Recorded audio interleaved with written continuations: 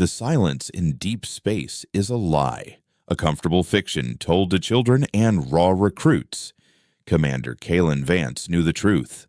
Real silence, the kind that lived between the stars in the unmapped voids, wasn't empty. It was full. It was a pressure, a presence that pushed against the hull of the hegemony carrier Agamemnon and whispered through the recycled air. For 3 weeks, they had been chasing that silence, pushing toward the coordinates of the Tantalus Deep Research Station, a place so far off the chartered lanes it might as well have been in another galaxy. The official mission was search and rescue. A listening post had picked up a single, catastrophic data burst from the station before it went dark, a scream of corrupted information that had lasted less than a second and then vanished. Hegemony Command, in its infinite and often misguided wisdom, had dispatched the closest Aegis-class carrier, the Agamemnon, to investigate. Kale stood on the command deck of the carrier's forward spire, a section of the ship colloquially known as the Spear of Theseus, and stared at the star-dusted void on the main view screen. The ship was a monster, a city-sized behemoth of gunmetal gray, scarred from a dozen campaigns along the rimward expanse, but out here it felt small, a mote of dust in an endless black ocean. His tactical officer, Lena Petrova, stood at her console, her face illuminated by the soft blue glow of the holo display. Her brow was furrowed, a look Kale had come to recognize as the precursor to bad news. Still nothing. "Commander," she said, her voice a low counterpoint to the hum of the life support systems. No comms, no energy signatures, not even the ghost of a drive plume. Tantalus Deep is either running on zero power or it isn't there anymore. Kyle grunted, the sound a piece of gravel in his throat. He ran a hand over his short, cropped hair, the gray at his temples more pronounced than he cared to admit. "It's there, Lena. Command doesn't send its biggest stick out for a ghost hunt." "What about that data burst? Anything new from the analysts?" Petrova shook her head, her dark ponytail swaying with the movement. "It's still junk. Less than a petabyte of pure static, but the encryption wrapper was Hegemony Black Alpha. Top-tier military grade. Why would a civilian science station be using Black Alpha encryption to send a distress call that just screams into the void?" That was the question that had been gnawing at Kyle for the entire journey. Black Alpha was reserved for Fleet Command, for intelligence directives, for orders you followed without question and forgot the moment they were carried out. It wasn't for scientists studying xenobotanicals or stellar phenomena. Down in engineering, Chief Corbin Cog O'Malley would be having a fit. Cog had been keeping the Agamemnon's aging heart beating with little more than grit and scavenged parts for the last decade. He trusted his engines, his crew, and his gut. He didn't trust command, and he definitely didn't trust missions that started with secrets. A low thrum vibrated through the deck plates as the ship dropped out of FTL. The transition from warped space-time to real space as smooth as a guillotine's fall. The void outside shifted, stars snapping back into sharp points of light. And there it was, Tantalus Deep. It wasn't destroyed. It was worse. The station, a complex lattice of habitation rings and laboratory modules, was encased in a semi-translucent, crystalline shell that shimmered with a sickly, internal luminescence, like fungus growing over a corpse. Tendrils of the crystalline structure snaked out into the void, motionless and sharp. It looked organic, but the ship's sensors screamed that it was a geological formation with an impossible energy signature. "Gods above," Petrova whispered, her professionalism cracking for the first time. What is that on the bridge? The quiet hum was broken by a new sound, a faint, high-pitched ringing. Kale felt it more than heard it, a vibration behind his eyes, like a tuning fork struck against his skull. He saw Petrova wince, a hand going to her temple. "Report!" Kale barked, his own head beginning to ache. The comms officer answered, his voice tight. Minor sensor interference across all bands. "Sir, and I'm not sure how to describe this. We are picking up a subsonic resonance. It's not on any audio channel. It feels more like a ghost in the system." Kale knew that feeling. He reached for the console beside his command chair and keyed the activation sequence. A harness lowered from the ceiling. A nest of wires and neurojacks that clicked into the port at the base of his skull. The system was called the Cognitive Anchor, a piece of borderline illegal technology designed to stabilize a commander's consciousness during the disorienting chaos of fleet-scale combat. It linked his mind directly to the ship's primary systems, turning the torrent of data into something a human brain could process instinctively. The world dissolved into a sea of light and information. He felt the Agamemnon around him, its power cores thrumming like a second heart, the sensor data flowing through his thoughts like a current. He pushed his consciousness toward the interference, trying to filter it out, to sharpen the ship's senses. But as he did, he felt something else, a presence. It was deep within the anchor's architecture, something ancient and dormant that was stirring in its sleep, roused by the incessant, piercing chime that echoed from the derelict station. The resonance intensified, and the crystalline shell on Tantalus Deep began to fracture. Cracks spiderwebbed across its surface, not from an internal pressure, but as if it were deliberately, methodically breaking apart. From the fissures, things emerged. They weren't ships. They were impossibilities, entities of fractured light and obsidian geometry that moved without propulsion, cutting through the void in ways that made Kyle's mind even augmented by the anchor, recoil in agony. They were the source of the chime, a psychic shriek that now hammered against the ship's hull and the crew's minds. Hostel's Petrova's voice was a distant shout through the sea of data. Unidentified contacts emerging from the structure. They're not on any registry. They're not anything, the things. The chime, as his mind instantly labeled them, didn't fire lasers or launch missiles. They moved toward the Agamemnon, and where they passed, reality seemed to fray at the edges.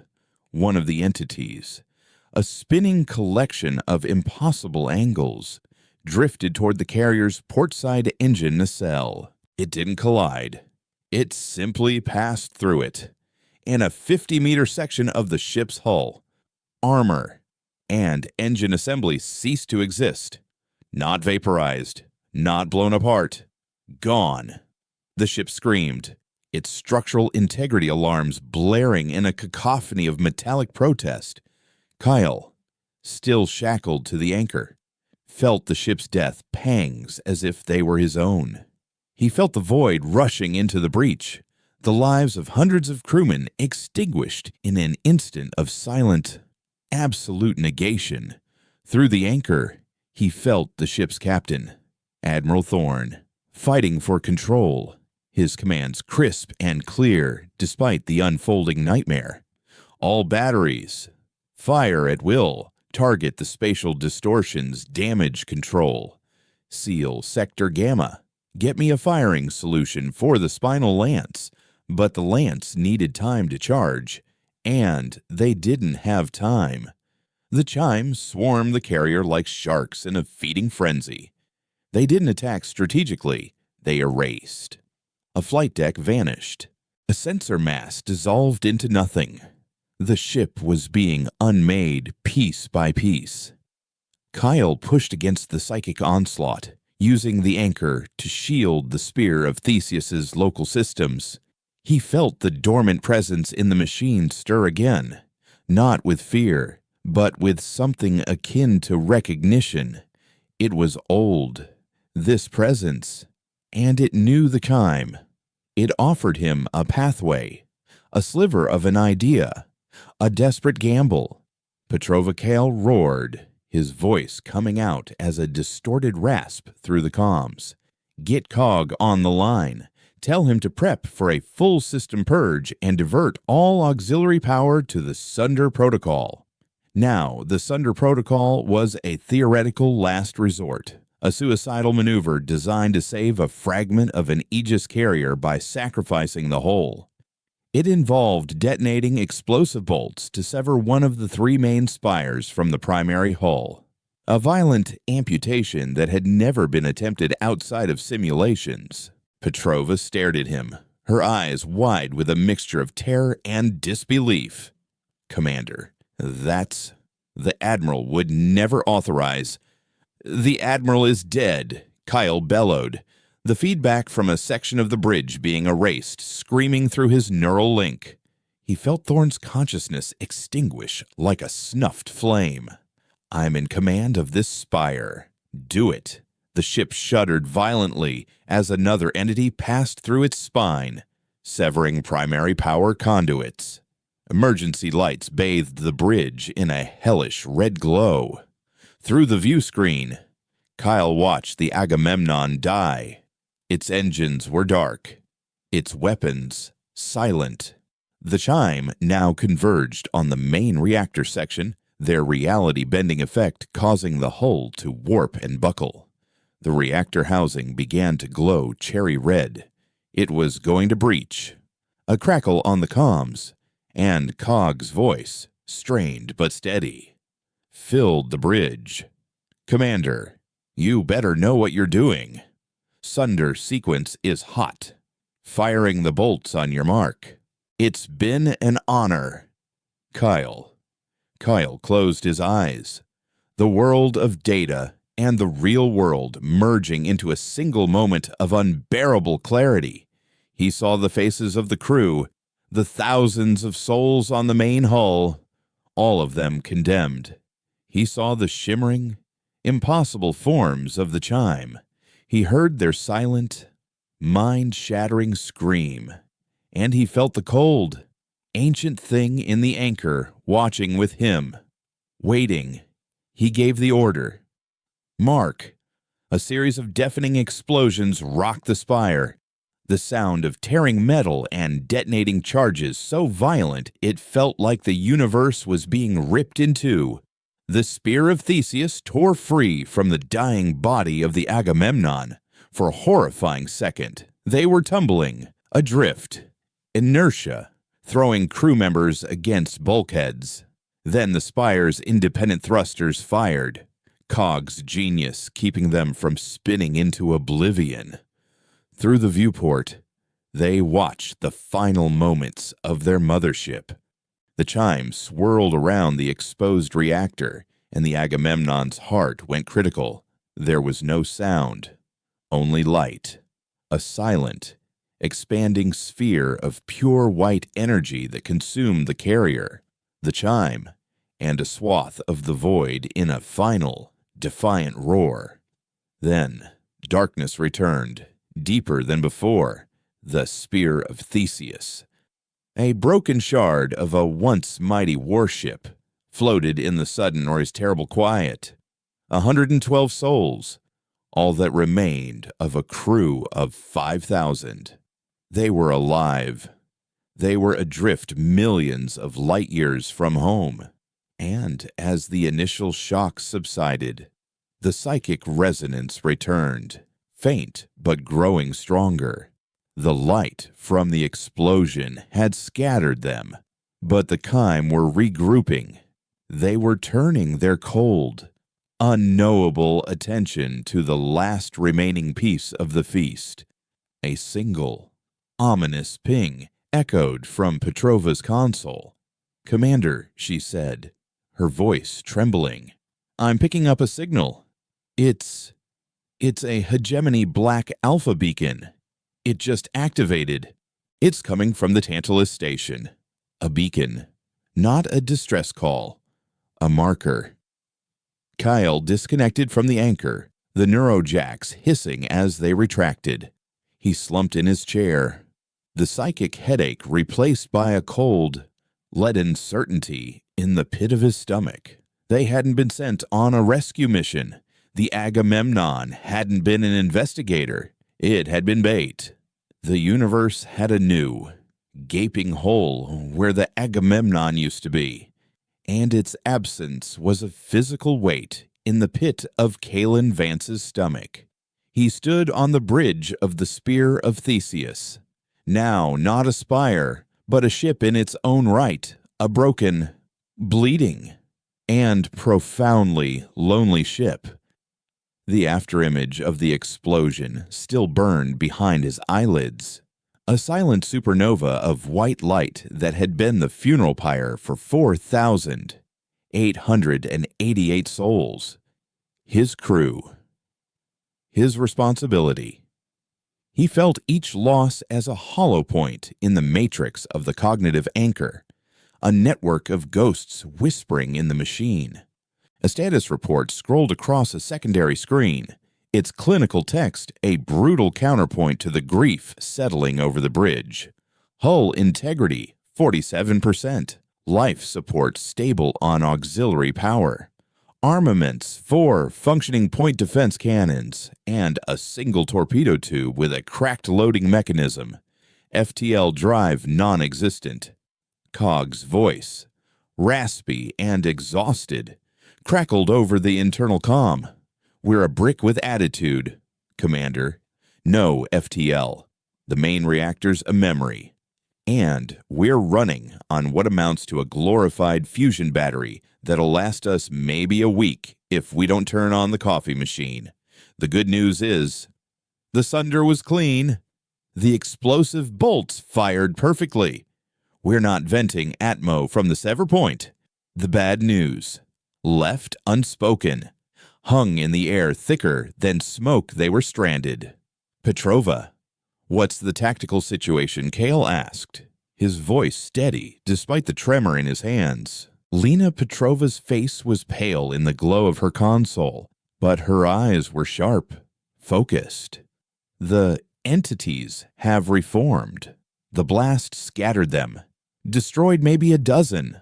I count 37 remaining. They're holding position, orbiting the blast epicenter like scavengers." She hesitated. "And they're turning, slowly. All of them, towards us." A clock had started ticking. A week of power against 37 things that could unmake reality. The math was simple and ugly. And the beacon Kale pressed, still active, Black Alpha Protocol, broadcasting on a tight beam from the station's primary comms array. "It's not a distress call, sir. It's a homing signal. A welcome mat." Kale stared at the image of Tantalus Deep on the main screen. The crystalline shell had been shattered by the Agamemnon's death throw, revealing the station beneath. It was dark, pockmarked by the crystalline shrapnel, but structurally intact. A tomb floating in the void. "They used us as a lure, Lena," Kyle said, the words tasting like acid. "Command pointed us here, knowing what was waiting. That beacon is the reason why."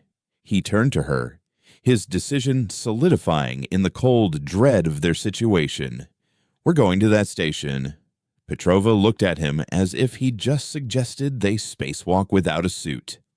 "Commander, with all due respect, that is a certifiable death wish. We don't know what's in there. Besides the source of a signal that got our ship and everyone on it erased from existence. What I know," Kyle countered, his voice dropping to a low, intense register. Is that staying here is a guaranteed death. The chime are coming for us. We have no FTL, and our weapons are a joke. That station is the only unknown variable in this equation. It might have answers.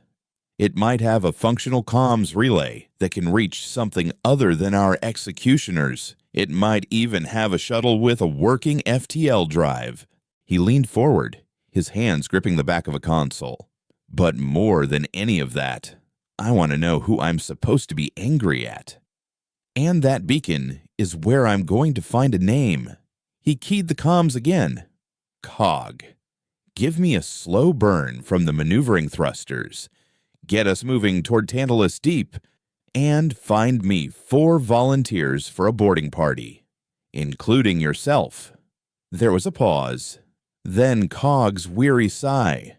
You know, for a minute there, I thought I was going to die of old age. Boarding party. At least it's more interesting than freezing to death. The journey across the scant 100 kilometers to the station was the longest trip of Kale's life. They moved with the agonizing slowness of a wounded animal, the spire's thrusters firing in gentle puffs to conserve what little fuel they had left. The field of debris from the Agamemnon was a horror show, a floating graveyard of twisted metal, personal effects, and frozen bodies caught in the silent scream of explosive decompression. Kyle forced himself to look, to bear witness. As they neared the station, its scale became apparent. It was a sprawling complex, and the damage from the crystalline cocoons shattering was immense. Entire sections of the outer hull were sheared away, and a fine dust of the alien crystal coated everything, sparkling with a malevolent beauty in the distant starlight. Kyle reconnected to the cognitive anchor, the familiar jolt of the neural link, a grim comfort. He needed every advantage he could get. As the ship's systems flooded his consciousness, he felt the presence in the machine again, the dormant intelligence. It was more alert now, a low hum of awareness in the background of his thoughts. It felt curious, and it focused his senses on the station, filtering out the lingering psychic static of the chime and honing in on the beacon. It wasn't just a signal, it was a cage. The thought came to him unbidden, a concept offered by his silent passenger.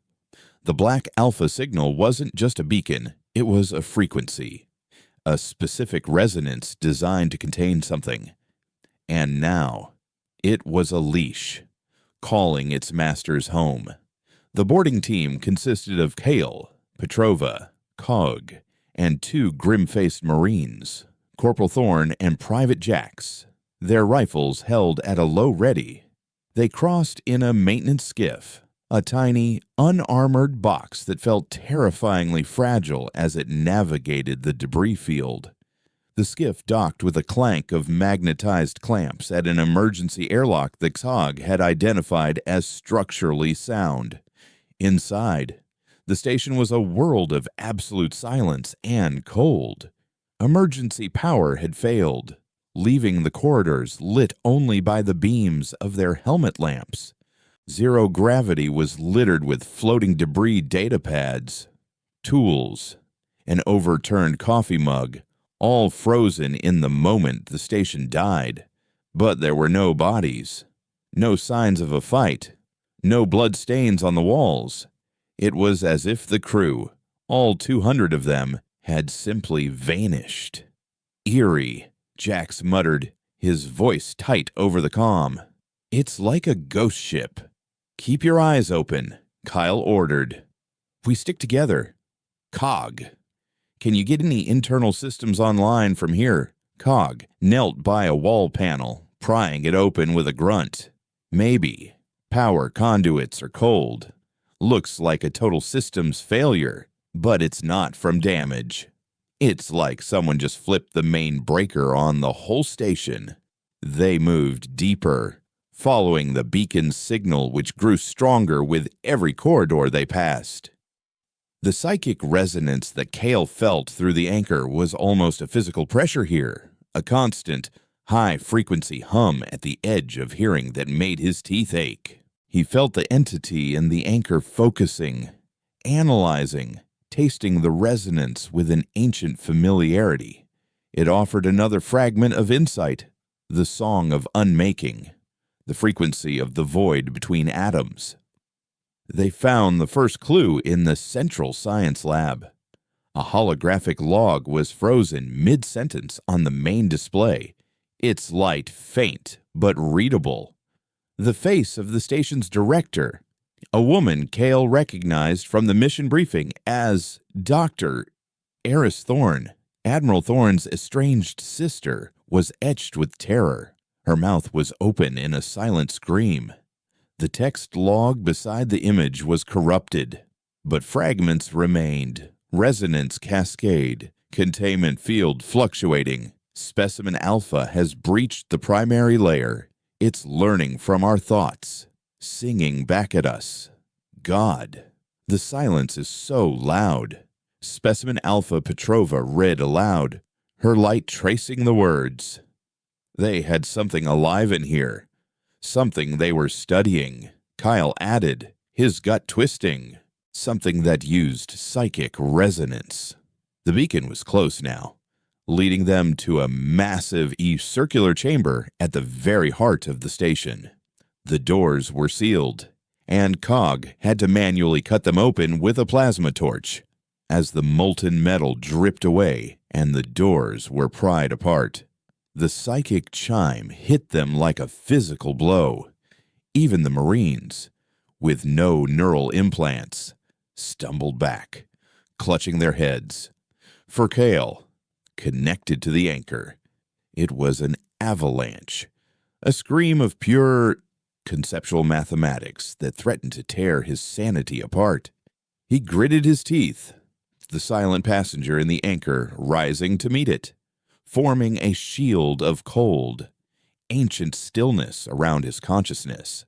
Inside the chamber was the source of the beacon. It was a hegemony military transmitter, just as he'd expected, bolted to the floor and powered by its own independent energy source. But it wasn't alone. It was wired into a colossal piece of equipment that dominated the room, a containment apparatus of alien origin. It was a sphere of interlocking black metal and what looked like solidified light, 30 meters in diameter, humming with a barely contained power. At its center, suspended in a shimmering, translucent field, was a geometric impossibility. It was a shard of pure darkness, a hole in space that constantly folded in on itself, angles and dimensions shifting in a way that defied Euclidean geometry. It was a caged chime, smaller, less complex than the ones that had destroyed the Agamemnon, but unmistakably the same species. The black alpha beacon wasn't a welcome mat. It was the lock on the cage, and the key had just been turned. As they stared in horrified silence, a final, uncorrupted message flickered onto a terminal connected to the containment sphere. It was a single, desperate sentence left by Dr. Thorne. It wasn't a specimen. It was a lure. We didn't find it. It called to us. And now its masters have come to answer. Suddenly, the lights in the chamber flickered. The hum of the containment field faltered, dropping in pitch. Alarms, dead for weeks, began to blare, their electronic shrieks echoing in the vast, silent room. The beacon transmitter sparked, and its signal died. The lock was broken. The psychic scream from the caged chime intensified tenfold, and every member of the boarding party cried out, dropping to their knees in agony. The shimmering field around the shard of darkness dissolved. The thing in the center of the room, The piece of the void that sang the song of unmaking was free, and it was hungry. The silence that followed the beacon's death was a physical thing, a crushing weight that replaced the psychic shriek. For a moment, the only sound in the cavernous containment chamber was the ragged, desperate gasps of the boarding party. Kalen Vance pushed himself to his feet, his head feeling like a cracked bell, the phantom chime still echoing in his bones. The cognitive anchor, his silent passenger, had shielded him from the worst of the psychic blast, but the feedback had been brutal. It felt like having a piece of his mind scraped away. In the center of the room, the shard of darkness, Specimen Alpha, hovered where the containment field had been. It wasn't a thing of matter, but an absence of it, a wound in the fabric of the universe. It was smaller than the entities that had destroyed the Agamemnon, no larger than a man, but the sheer wrongness of its existence was a gravitational pull on the senses. The air grew cold, a deep, cellular chill that had nothing to do with the station's dead life support. "What is it doing?" Private Jack stammered, his rifle trembling in his hands. The shard wasn't moving. It simply hung in the air, its impossible geometry slowly, ceaselessly folding in on itself. It was as if it was tasting the air, sensing the new emptiness where the beacon's resonant cage had been. Through the anchor, Kale felt a shift in the psychic landscape. The 37 chime outside, the masters who had come to answer the call, had stopped their slow, predatory circle around the spear of Theseus. They had turned. They were coming. All of them. "It's waiting," Kale said, his voice a low growl. "It's calling its big brothers home. We need to get out of here. Now." Cog, already on his knees beside the fried beacon transmitter, shook his head. "No good." "Commander, this thing's power conduit is fused straight into the station's main grid. When it blew, it sent a surge through the whole system. We'll be lucky to get the airlock on the skiff open." As if on cue, the entire station groaned, a deep, resonant sound of stressed metal. Red emergency lights flickered to life in the corridor outside, painting the scene in a bloody, pulsing light. A synthesized female voice, calm and detached, echoed from the station's long-dead PA system. "Warning, primary containment field failure. Resonance cascade imminent. All personnel evacuate immediately. This station will self-destruct in 10 minutes to prevent a Class 1 existential contamination event." Petrova stared at the ceiling speaker, her face a mask of disbelief. "It's a pre-recorded message. An automated failsafe. Thorne's final gambit. 10 minutes. Corporal Thorne spat, the irony of sharing a name with the station's doomed director not lost on him. "We'll never make it back to the skiff in time."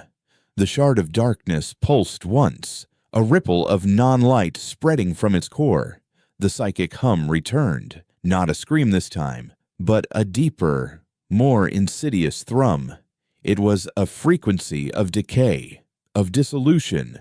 On a nearby console, a panel of metal began to discolor, its atoms seeming to unbond, turning to a fine gray dust that floated away in the zero gravity. The song of unmaking had begun. "It's erasing the station," Kyle realized, the cold dread in his stomach turning to ice. The self-destruct isn't a bomb. The station is the bomb. When this place goes, it's not going to explode. It's going to vanish. And take anything nearby with it, including the spear of Theseus.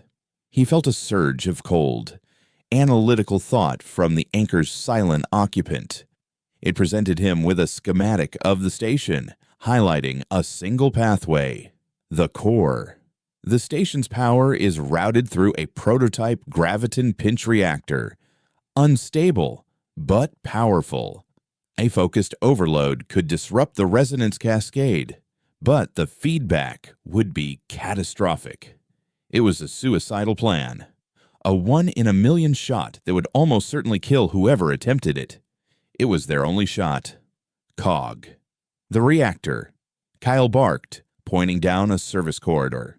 Can you overload it? Koji looked from Kale to the dissipating console and back again, his mind making the same grim calculations.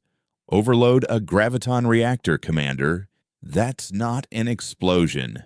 That's a miniature black hole. You'd be lucky to get a light second away before it eats you. I'm not asking if it's safe.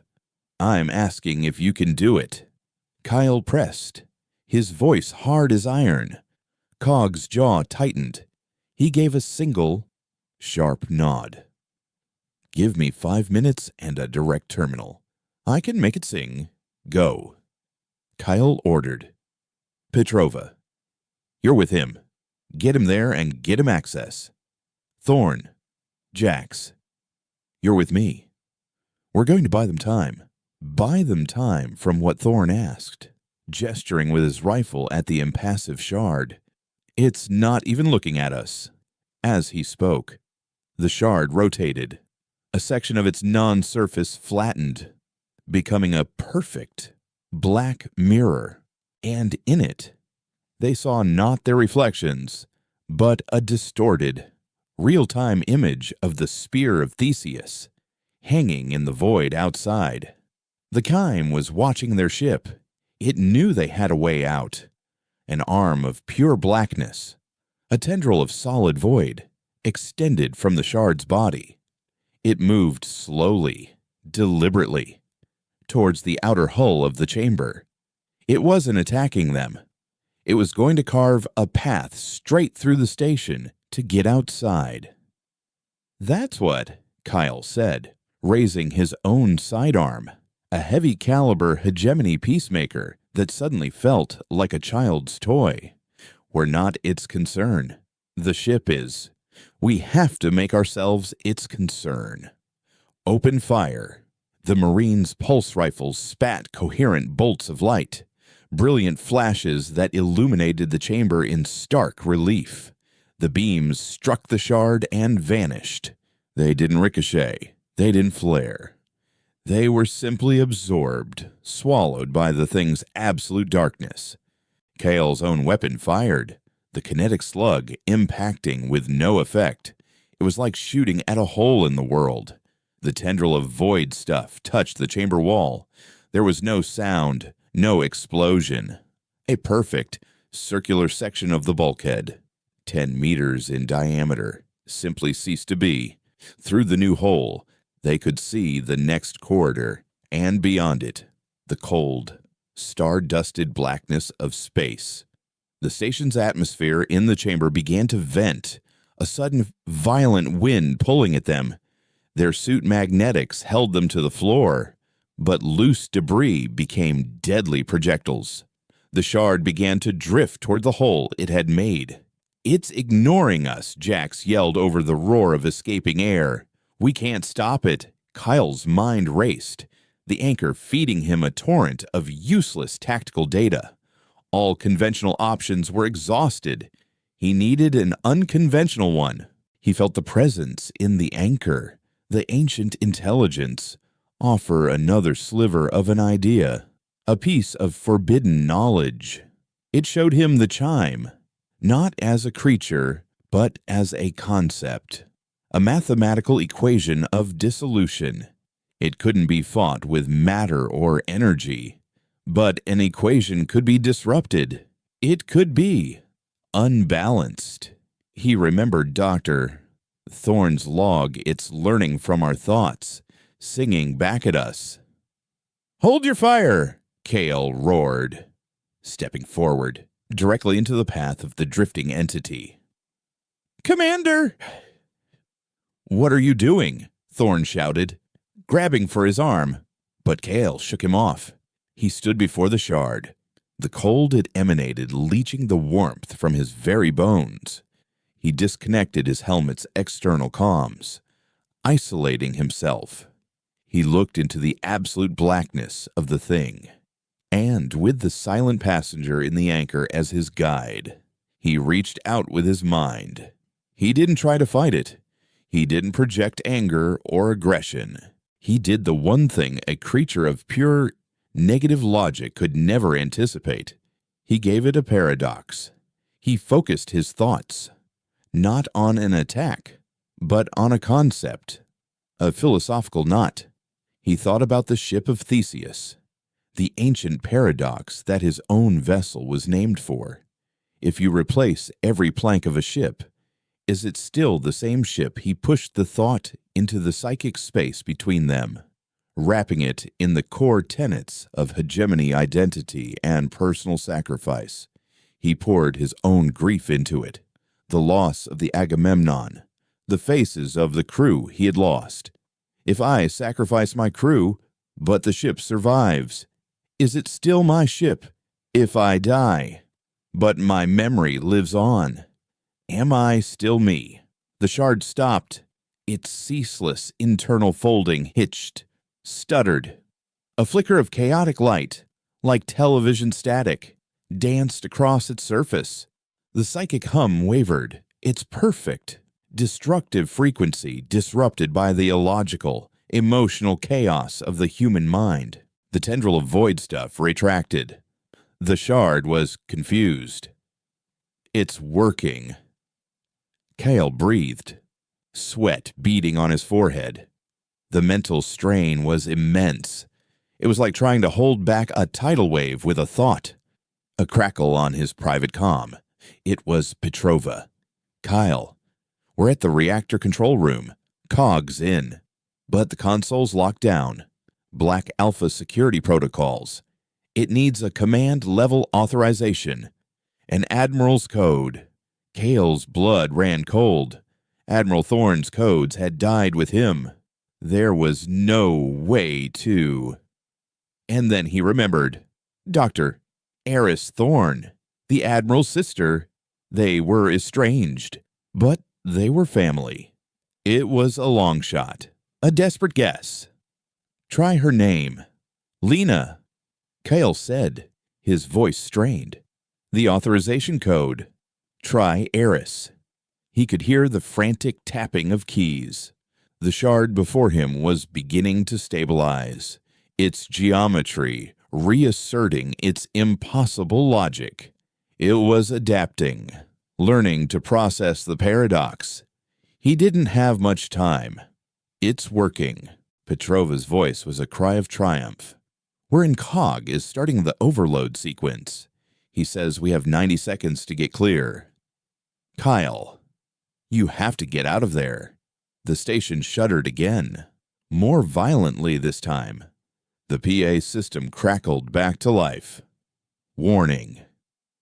Graviton reactor overload initiated. Catastrophic core collapse in 60 seconds. Coggy had worked faster than he'd promised. Fall back, Kyle yelled to the Marines, disengaging his mental assault on the shard.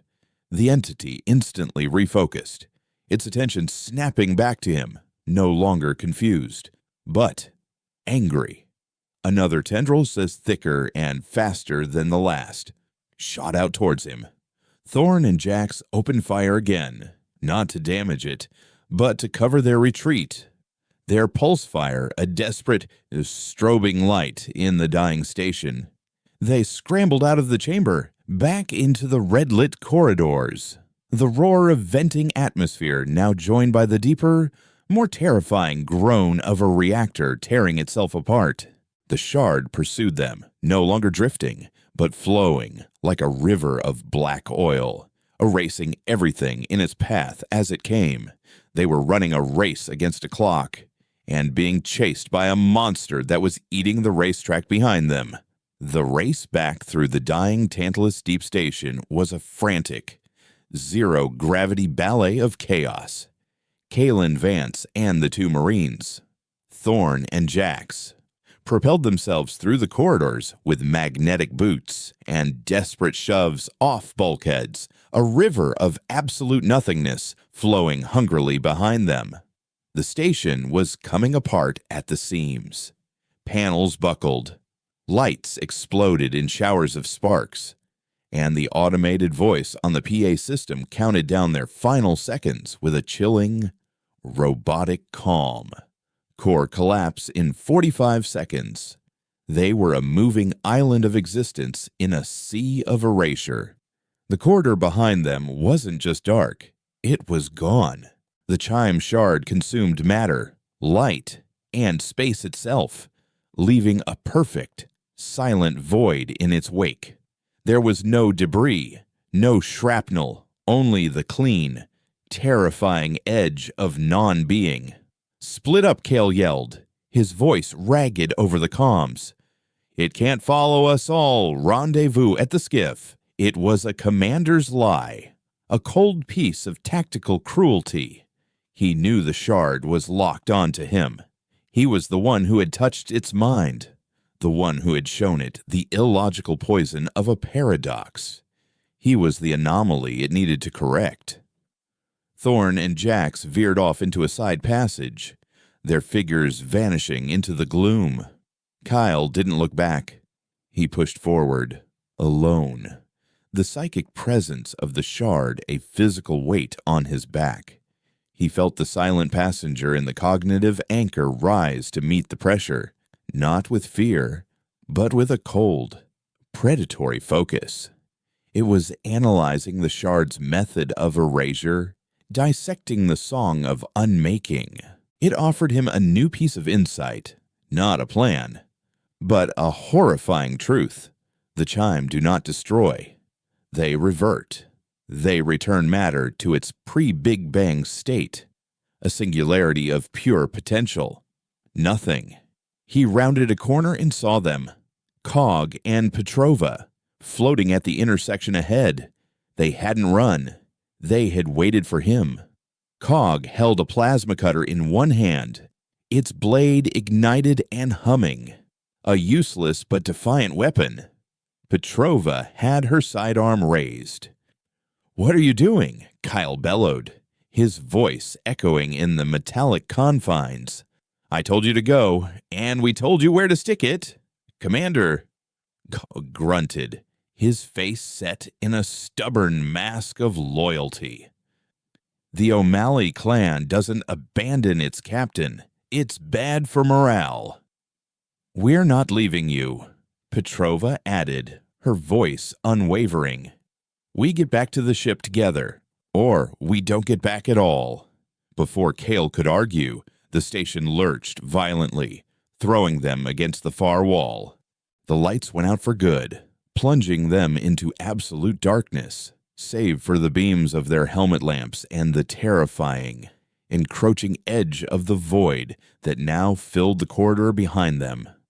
Core collapse in 20 seconds.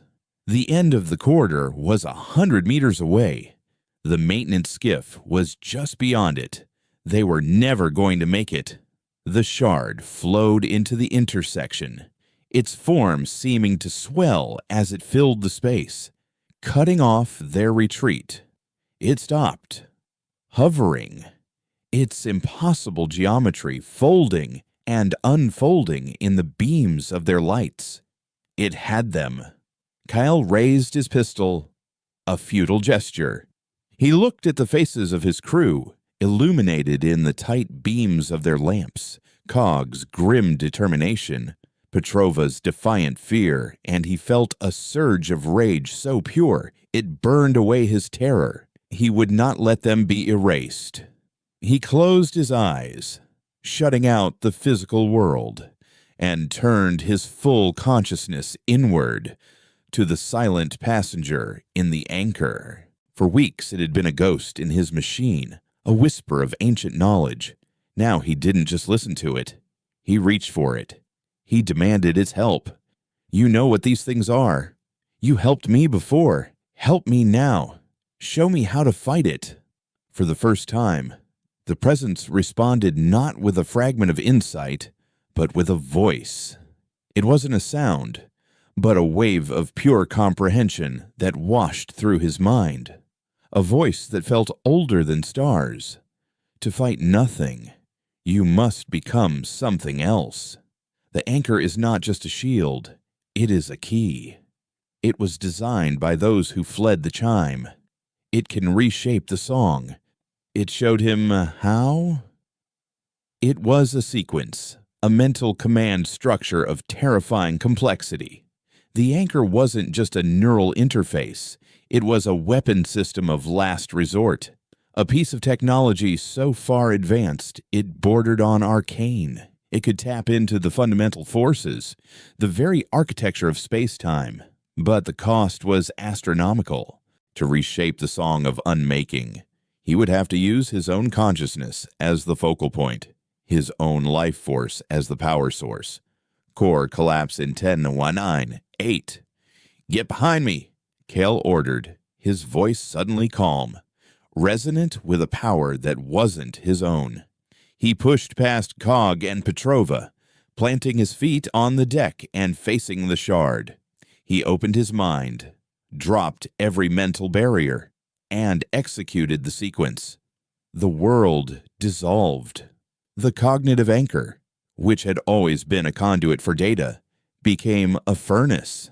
He felt the ship's meager power reserves being drawn not through cables, but through him. He felt his own biosignature flare, his heart rate spiking to impossible levels as the anchor used his body's electrical field as a catalyst. A corona of pale blue light, visible even through his helmet visor, erupted around him. It wasn't light from his suit. It was coming from him. The shard recoiled. The psychic thrum of dissolution faltered as it was met by a new frequency, a new song. Kyle, guided by the ancient intelligence, wasn't projecting a paradox now.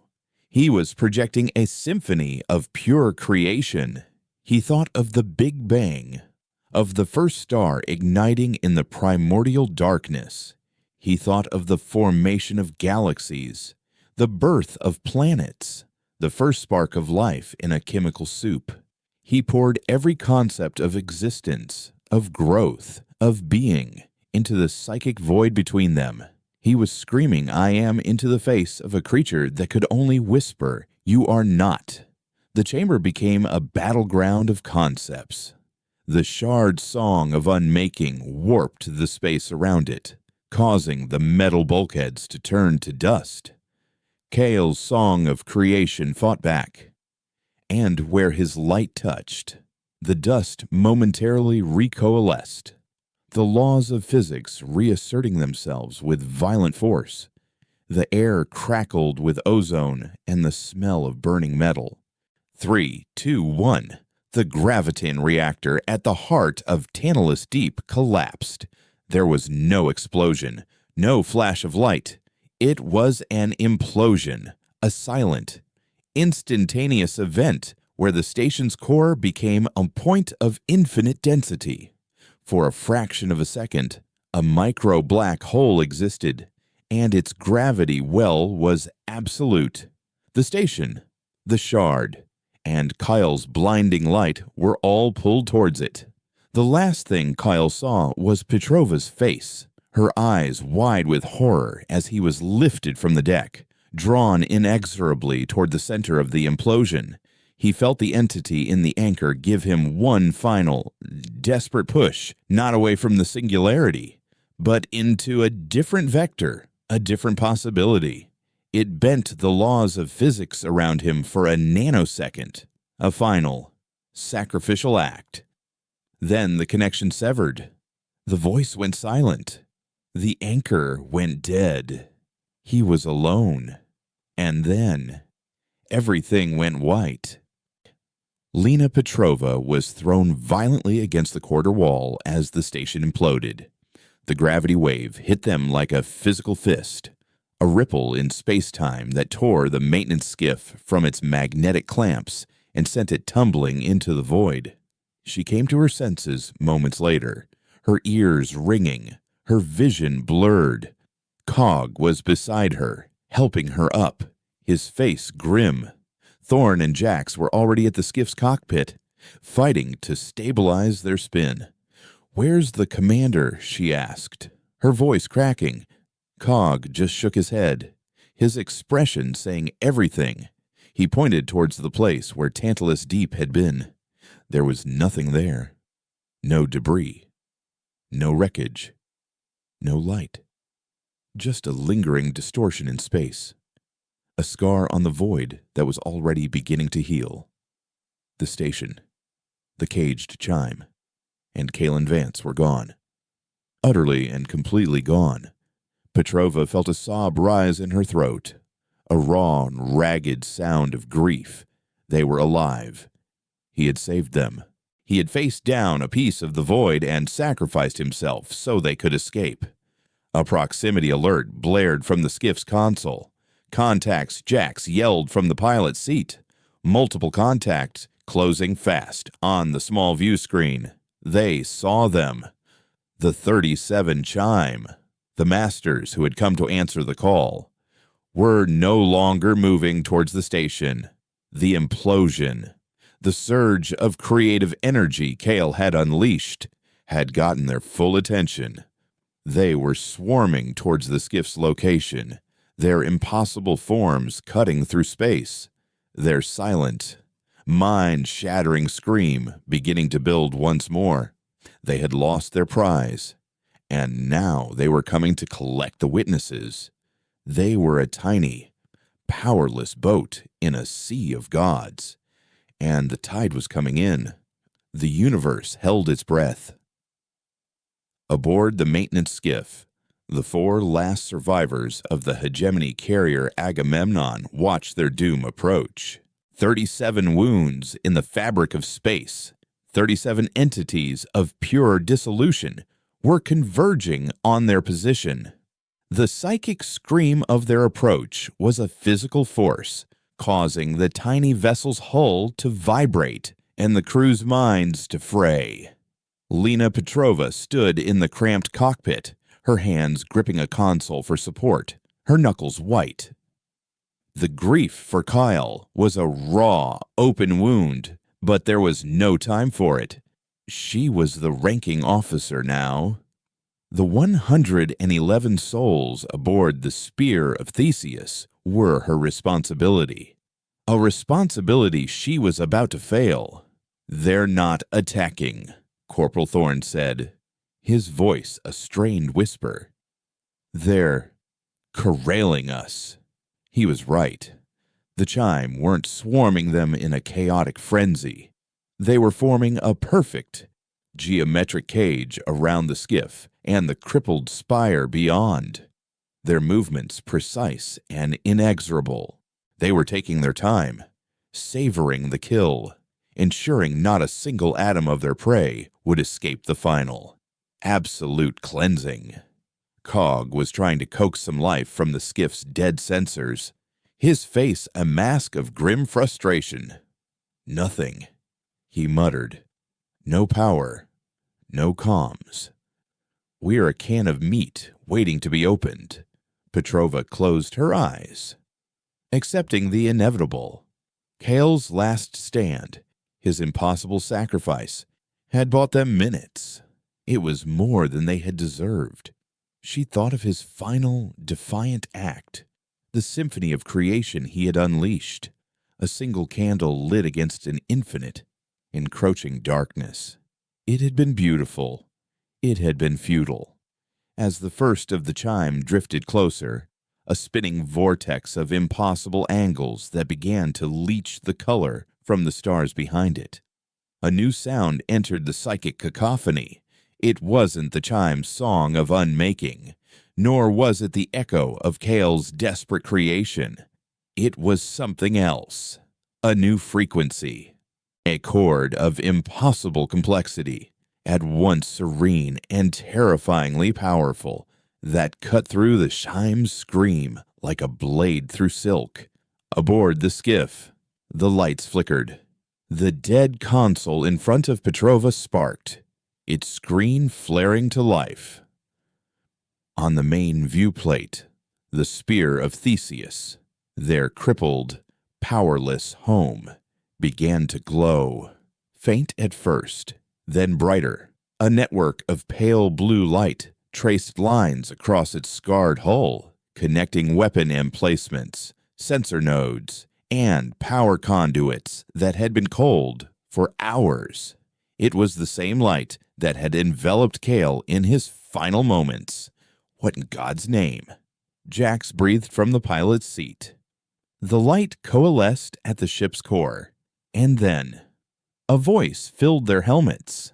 It was not a radio transmission. It was a thought, projected with perfect clarity into each of their minds. It was a voice they knew, but it had changed. It was deeper, calmer, resonant with an ancient power. It was the voice of Kalen Vance. Get back to the ship. Now. For a moment, no one moved, stunned into silence.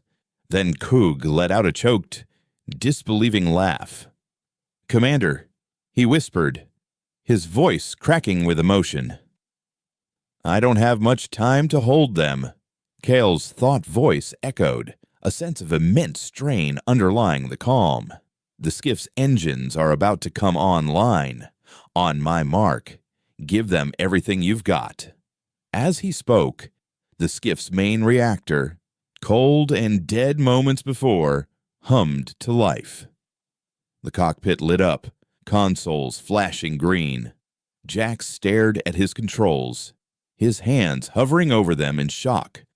I'm not doing that." "Mark," Kyle commanded. Jax didn't hesitate. He slammed the throttle forward, and the skiff's engines roared, blasting them away from the encroaching chime and towards the glowing, transformed spear of Theseus. The chime entity, startled by the sudden movement and the new, disruptive frequency, turned its attention from the skiff to the spire. It surged forward, intent on erasing the source of this new song.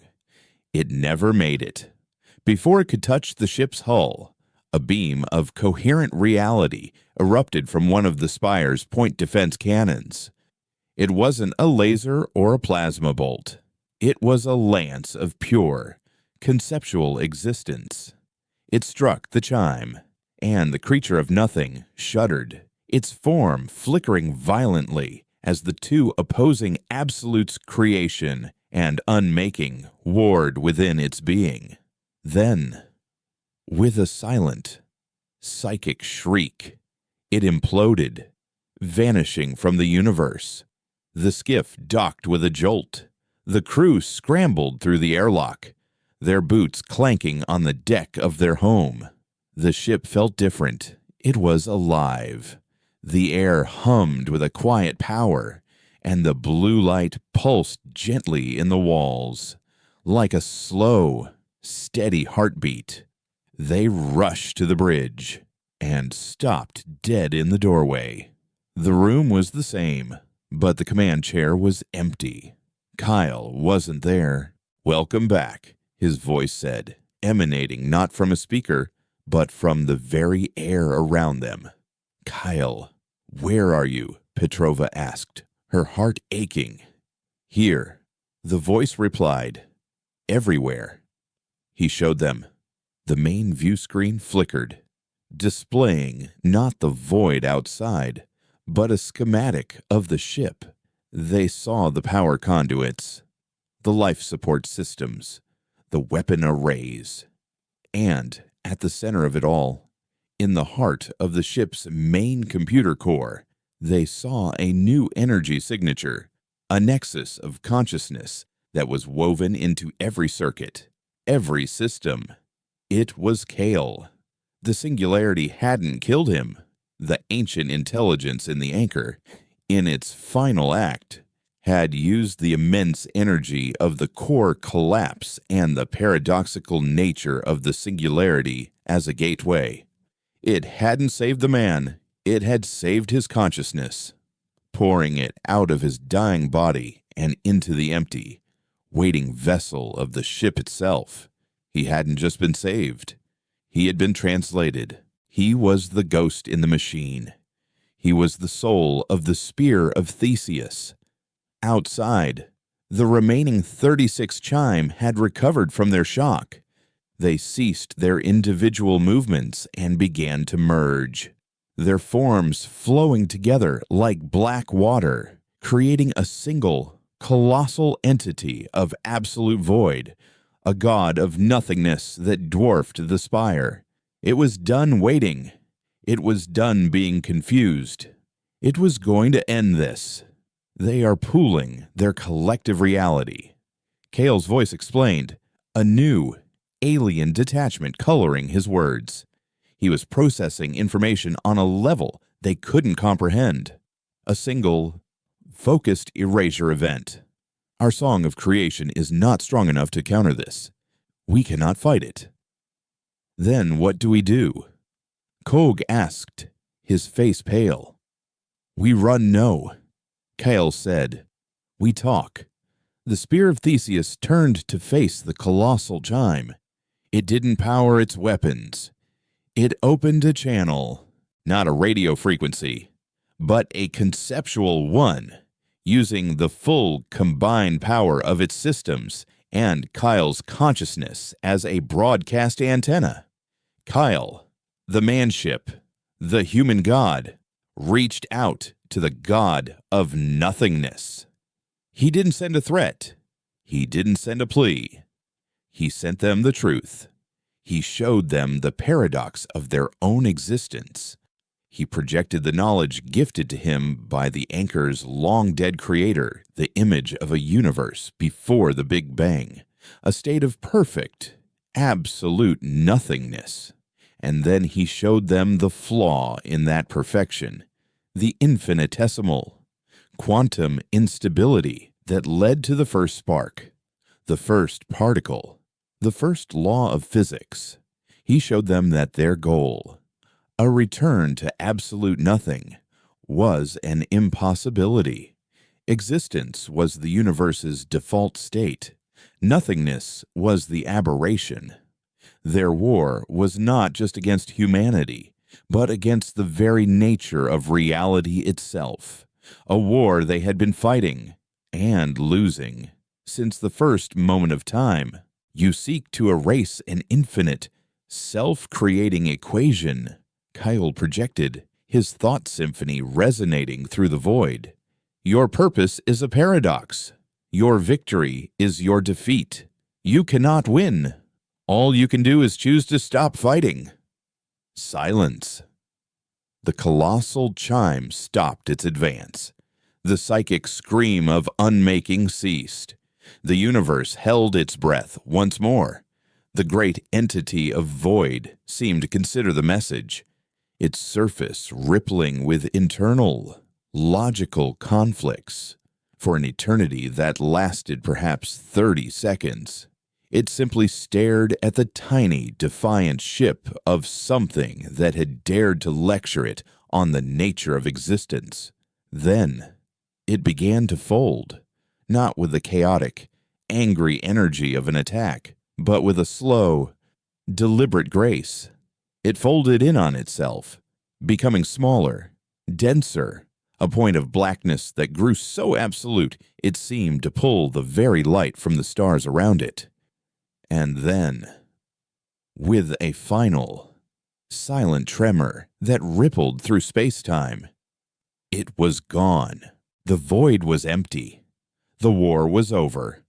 On the bridge of the Spear of Theseus, the crew stood in stunned silence. They had survived. They had won a war they had no right to fight. Petrova walked to the empty command chair and placed a hand on its armrest, as if she could feel him there. Kyle, she whispered, I am here. Lena, his voice replied, softer now. The weight of the confrontation lifted. We did it. The blue light in the walls faded back to a gentle, ambient pulse. The ship was quiet, safe. But their ordeal was far from over. They were a crew of 112 fugitives on a ship that was now a unique form of life. carrying a truth that would shatter the foundations of the hegemony. They could never go home. Command will hunt us, Kale's voice stated, a sad, simple fact. They will want their weapon back, and they will want to bury what we know. Then where do we go? Coog asked, looking around at the bridge, at his crewmates, at the empty chair where his friend used to sit. The intelligence in the anchor, Kyle explained. It was a consciousness, the last of a race that fled the chime eons ago. They built the anchor as a key, a map. It has shown me the way. There is a place, beyond the known galaxy, where they went, a place of sanctuary, a place where we might find answers. He paused, and for the first time, a trace of the old Kalen Vance, the man, bled through the serene consciousness of the machine. It is your choice, all of you. This is not the mission you signed on for. I can plot a course to the nearest neutral colony. You can disappear. Live out your lives. No one would blame you. Petrova looked at Cog, at Thorn, at Jax. She saw her own grief, her own fear, and her own burning resolve reflected in their eyes. They had lost everything: their ship, their crew, their home. All they had left was each other, the truth, and their spectral, godlike commander. She turned back to the empty chair. The Agamemnon is gone, she said, her voice clear and strong. Its crew is gone. Its captain has been changed. By every definition, this is no longer the same ship. She smiled, a sad, defiant, beautiful smile. But it's our ship, and you are our commander. Plot a course. Kyle. A warmth spread through the bridge, a feeling of gratitude and belonging that was more than just recycled air. On the main view screen, the star charts dissolved, replaced by a new map, one that showed galaxies they had never seen, and a single, shining point of light in the vast, uncharted darkness. The Spear of Theseus, the ship that had died and been reborn, turned its broken nose towards the edge of the universe. It was no longer running from a war. It was heading towards a new beginning, a ship of ghosts, captained by a god, ready to write the next chapter of the human story among the silent, waiting stars.